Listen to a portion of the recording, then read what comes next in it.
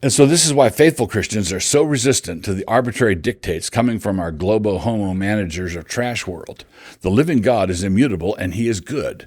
The laws that he assigns to us are therefore laws that reflect his character, which means that his laws are good and his laws are fixed and absolute. The moral law is unchanging and the moral law is good.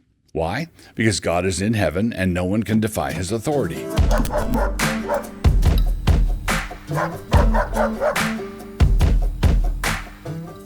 Introduction. So let us talk about revolutions, you and I.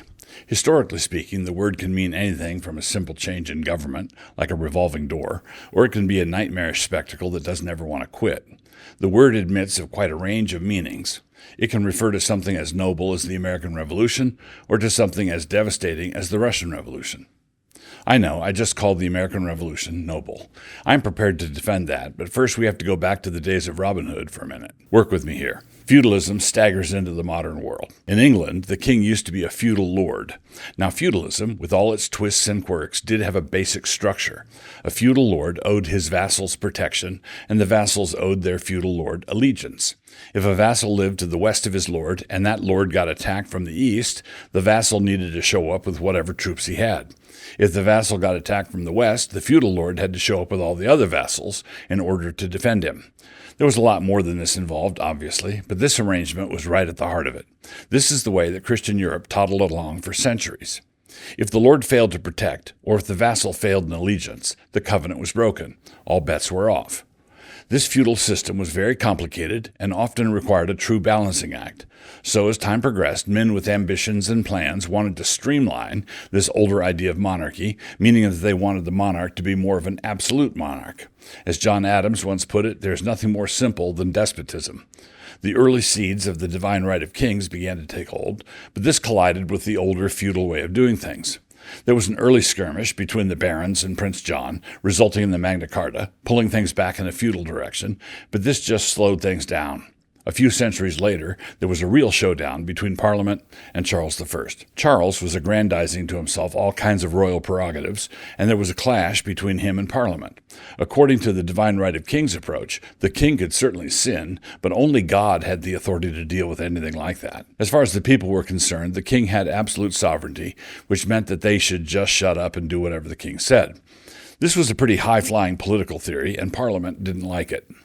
Now, as it happened, Parliament also had within her ranks a military genius, a gent named Oliver Cromwell.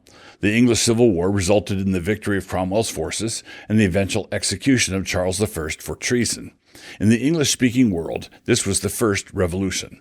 Cromwell ruled as the Lord Protector for a short time, and after him, his son Richard could not really hold it together.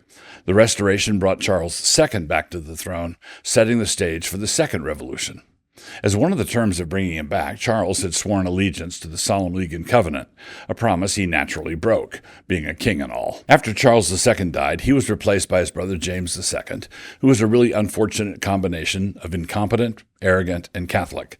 He mangled things enough that the powers that be decided that he needed to be replaced, and so in 1688 he was. This was the Second Revolution, sometimes called the Glorious Revolution and other times the Bloodless Revolution. James was run out of the country, and William and Mary were brought in and installed as king and queen. Now, as you might guess, the significance of all this was not lost on Parliament. They had executed one king in 1649 and had run another one out in 1688. I said earlier that Parliament didn't like the absolute sovereignty of kings as an idea, but as it turns out, they did rather take to the idea of the absolute sovereignty of Parliament. Parliament started to assume to herself a number of the prerogatives of sovereignty.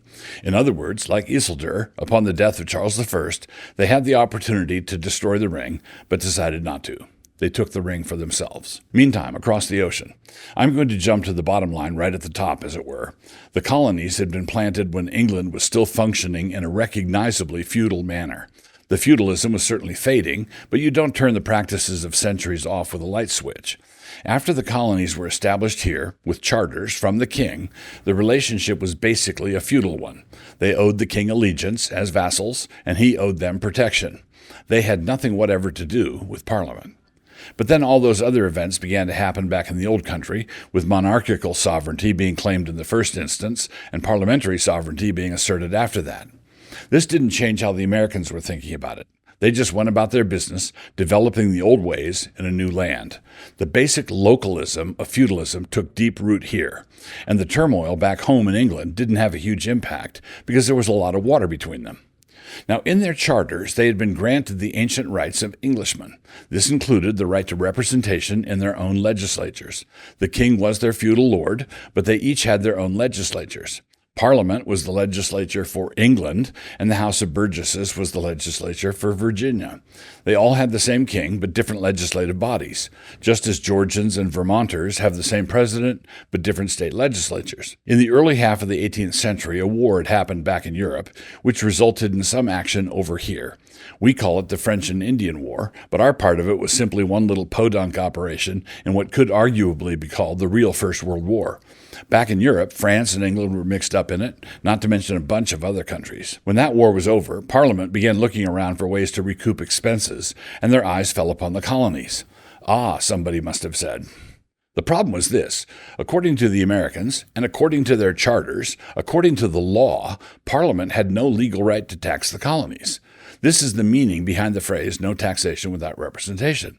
The Americans were not represented in Parliament, and so Parliament had no right to tax them. The Americans were represented in their local legislative assemblies, and so those assemblies did have the right to tax. If you lived your entire life in Oregon and one day got a tax bill in the mail from Connecticut, you would simply round file it. This was like that. This is why Edmund Burke, the fierce opponent of the French Revolution, was an advocate for the American cause. Even before the Terror, he had seen the radicalism implicit in the French Revolt, and he had also seen the profound conservatism of the American effort. The real revolution was taking place in England, and the Americans were fighting it, a row of revolutions. If we view the ushering in of the modern world as coming through a series of cascading revolutions, we might be tempted to set them up in a row. The English Revolution, revolutions, the American Revolution, the French Revolution, the Russian Revolution.